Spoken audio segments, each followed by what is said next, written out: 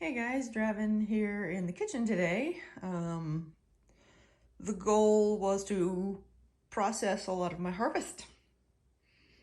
And I was also inspired by, I believe it's Three Rivers Homestead, her challenge she has of Every Bit Counts, in which every day of the week she's trying to do some food storage and preservation activity.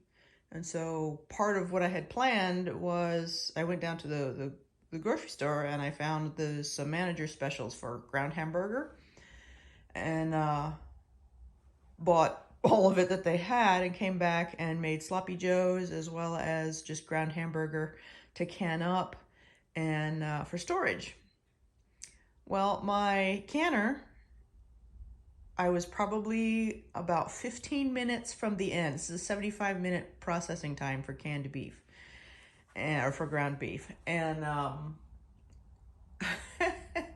the seal gave way. So the plastic, or not plastic, but well, I guess the rubber seal that makes the pressure canner actually be pressurized gave out 15 minutes from the end. And I could basically do nothing but just watch it slowly drip below the 11 psi that it's supposed to maintain for the full 75 minutes. And yeah, I was very upset about that. Usually I have a backup seal, but for the life of me, I cannot find it. So as soon as the new replacements gets here, I'll find it. That's just the way it works.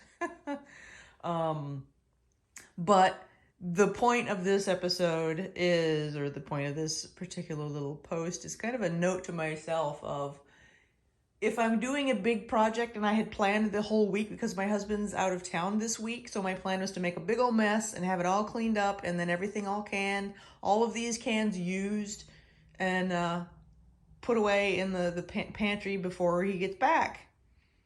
And now I have to put all the rest of the meat in the freezer and hang on everything that's been harvested out of the garden until replacement seals can get here. So if you have a large canning project like this that you're thinking about doing, make sure you have backup seals, because even though it looks fine when you start, it might not look fine by the time you're done, especially if you're doing long process. Like if I was continuing to do green beans, that's 10 minutes. That's no biggie. I think it would have been fine with that, but a 75-minute was just too much for the seal. And so when I finally when the thing came down and I was able to pull the lid off and I looked at the seal had just just yeah, it was obviously a dead seal. But anyway, so that's my note to both myself and anyone else who's going to be doing big canning projects. Make sure you have a backup seal for your canner, at least one, before you get started, because you never know what's going to happen and you don't want to waste your time waiting for a new seal to show up. So anyway, there you go. Lesson learned. And y'all have fun in your gardens and keep preserving.